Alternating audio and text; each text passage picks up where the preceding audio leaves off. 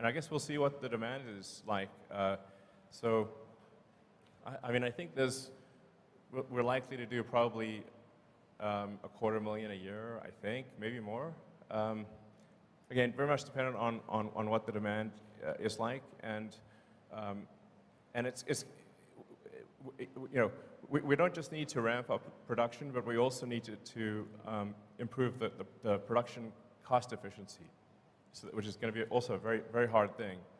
So, but I'd say it's, $250,000 a year is a reasonable guess. And it might be 500,000, I don't know, but we'll make as many as people want and can afford, and then, like I said, it's going to be hard to make the cost affordable because it is a new car, new manufacturing method. So, in the grand scheme of things, relative to the production rate of all the other cars we make, it will be small, but still very cool. Yeah, thanks. Elon, maybe 3 more questions? Sure. Oh, thank you.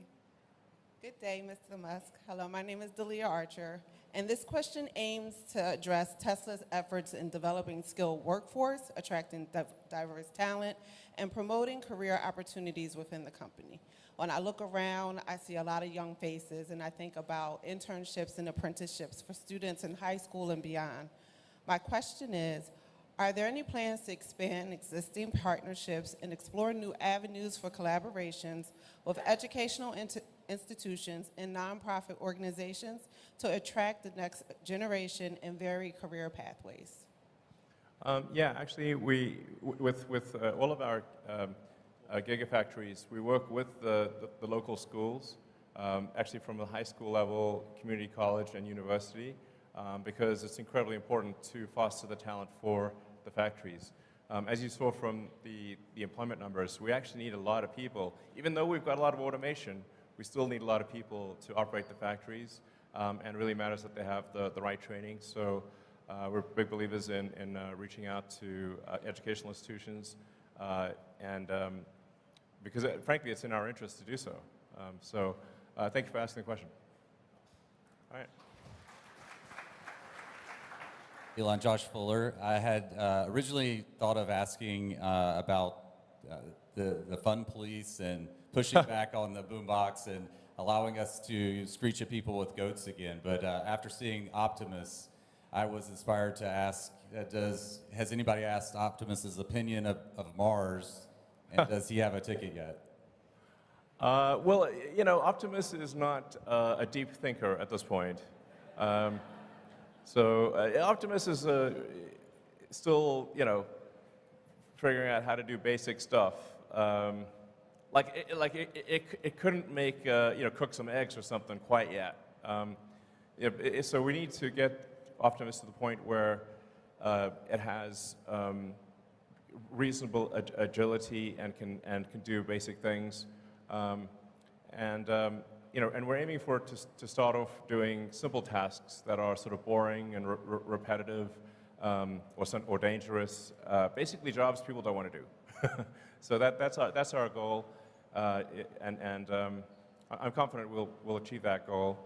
And then we've got to figure out how to make it at scale, make sure that the robot is safe. I think it's going to be very important to have a local means of turning it off. So safety is going to be extremely important. I can't emphasize that enough. But right now, it is not at an intelligence level where it's pondering questions like Mars. But perhaps it will be one day. So. Hi, good afternoon, Elon. My name is Luke Arsenault. I just want to start off by saying a big thank you to you and the team of Tesla for all you guys do. It's been great to see, and I'm so happy for you guys. My question is, with the rise in cybersecurity threats to operational technology and Internet of Things, what steps is Tesla taking to protect the company itself and its products from these threats? Also, as a suggestion, because I know you like suggestions, for the navigation, do you think we could do something on the UI that adds in when you're about to take the off-ramp to show a picture of that exit, kind of like other map systems do? And then also... Oh man, this is a lot of questions. One of my friends wanted to get a shaka from you, if that's possible. Okay. Well, we are constantly improving the navigation system, and being robust to hacking is incredibly important. In fact, we conduct a lot of sort of third-party hacking contests to try to get the best hackers in the world to break into our cars. And actually, no one has yet actually broken into a Tesla in a way that would allow you to really control the car in a significant way. But they have gotten to where they can like honk the horn and mess with the infotainment system. And I'd like to thank them for their efforts. So we take information security extremely seriously. For navigation, yeah, there's definitely things we can improve there. But really, down the road, navigation visuals are not going to matter very much because the car is going to take you wherever you want to go. Yeah, as for pictures, I have to decline, unfortunately, because otherwise, if I say, I actually hate being rude to people. So if I say yes to one person, then it's like selfies for a zillion. You know, it gets kind of crazy. So, but thanks for asking. Maybe we'll take one or two more questions, actually. So, sure.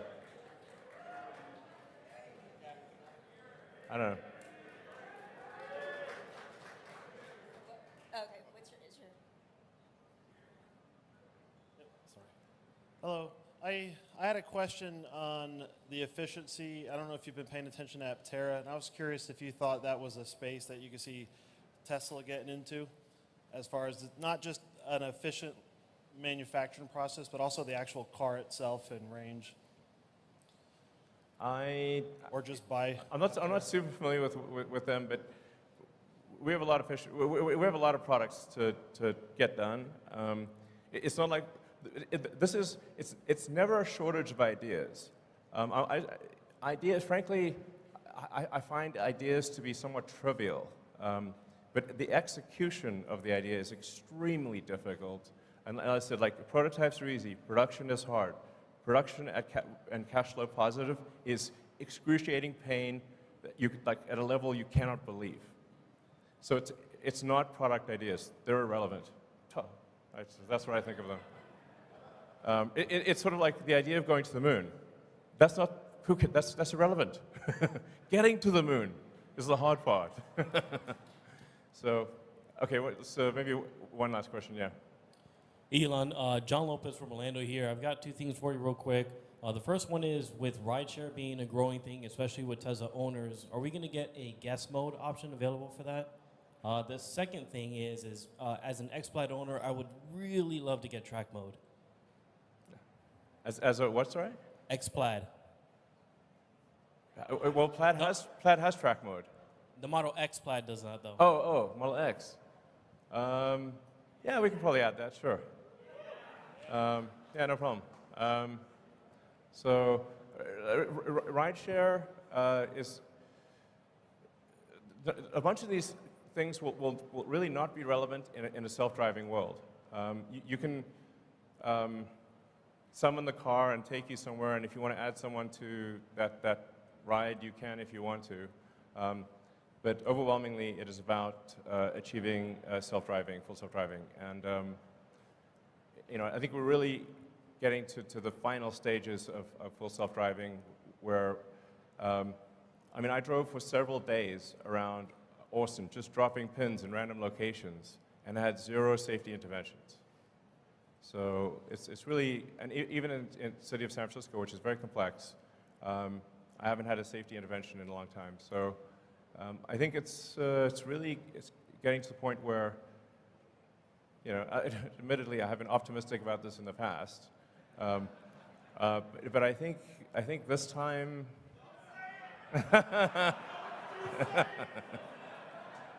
All right, I won't say it. All right, fair enough. All right.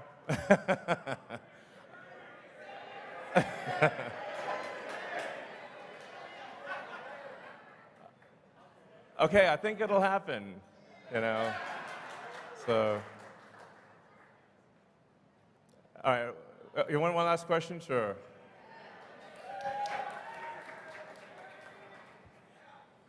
So first, congratulations on your decision to try advertising. We all want Tesla to pass Oh, man. Apple in market cap. I didn't realize people wanted it that much. Okay. It's good that a lot of people agree. So earlier this year, you cut prices on everything, 15, 20%. More recently, you've been raising prices on Model Y, Model S, Model X. And can you just talk about the pricing strategy on Model Y going forward and keep it separate from the decision to bring out the next-gen vehicles that we all agree is going to, blow the doors off on volume. But just on Model Y, it's the best-selling product in the world. Can you just talk about strategy of pricing going forward on that? I mean, it's pretty straightforward. I mean, we see what the demand is, and then we adjust pricing to meet the demand. Now, the thing is that what happens with other car makers is that they're actually constantly adjusting pricing on cars. It's just not obvious. In the case of Tesla, you can see immediately when there's a price change that occurs because we don't have any intermediaries, don't have any dealers. There's no manufacturer's suggested retail price. But the reality is actually at car dealers, the prices are changing radically. I mean, last year there were significant premiums above MSRP at sort of the conventional car dealer, so you'd pay above MSRP last year. And then this year I think things are below MSRP or close to it. And then the manufacturers will then also offer incentives. So what's actually happening are very big price shifts by other car makers. They're just not obvious. Whereas with Tesla, it's obvious. And this is necessary because demand fluctuates a lot. So something's got to be done to achieve a supply-demand clearing point for volume. So just people are reacting to something that's obvious as opposed to saying, oh, yes, every car company does this all the time. Tesla is no exception. That's the actual reality. So, right? So. Last question. I'll be really quick. Okay. So I will say I have been driving FSD. My wife drives FSD. There's a term called the wife test. My wife will only drive our kids on FSD. It's incredible. That is a great. I mean, the sort of significant other test is a very a good test because for a while there was like friends or significant others would be like, please don't put it on. It's too scary. But then it's getting to the point where it's going to be just smooth as silk. So in fact, you'll be able to visually tell, perhaps even now you can, visually tell if the car is being driven on FSD or manually, because if it's being driven on FSD, it's smooth and precise. And if you look at if you actually closely observe cars going down the highway, the people are constantly moving in their lanes. So the cars are like doing this all the time when they're manually driven. If it's actually on FSD, it's dead center in the lane. It will actually get to the point where it is not merely, and maybe is at that point, not merely safer than a person, but actually way smoother than manual driving.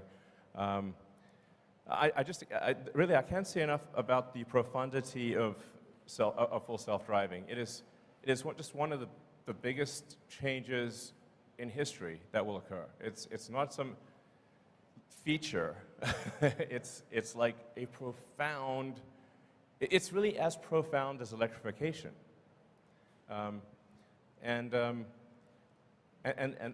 we already have millions of the cars on the road that will literally achieve this with a software update.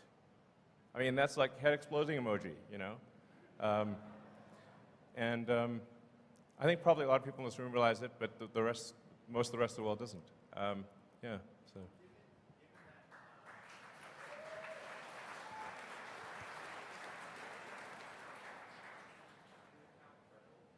Given how incredible FSD is and how much merit you're giving to potential future margins of the car, as well as how much impact on society. and given that they didn't even want you to say if it's going to happen this year, just not to jinx it. Sure. Would it be possible to have just for some type of public-facing, investor-facing kind of timeline, so that way, you mentioned V12 is coming, and that's AI front end. Could we just see kind of a timeline on this is the version we're at, these are the things we're working on, and this is when we're ETA, so we can kind of see that in real time instead of maybe Elon time. No, so the thing that's been really difficult with full self-driving is that it very often seems like it's about to happen until you realize that you're actually at a local maximum and that you need to re-architect elements of the software to get out of the local maximum to then a higher local maximum. So it's been this sort of series of logarithmic curves. And that's why it's been like, it seemed like, oh, if you just extrapolate this on a straight line, it gets to self-driving, except that it's not a straight line, it's a logarithmic curve, and it sort of, and you start hitting these like local maximums where you'll sort of asymptote to a certain capability and then have to re-architect things. So now I think we're finally at a high enough local maximum, or will be this year, where to the point where it is, I think, probably safer than a person, meaning the probability of injury on average will be better than a person, even if someone pays no attention to the car. It is worth saying that right now, for human supervised Tesla full self-driving, it is dramatically safer than manual driving. It's like, I think like 4 times safer, maybe more. So it is already a massive safety improvement to have human supervised FSD right now. And I think we will get to the point where we're always going to be in some amount of local maximum, but I think that we'll be in a local maximum that exceeds human level safety this year. Yeah, but I guess we'll see. So anyway, I want to thank you all for coming, and so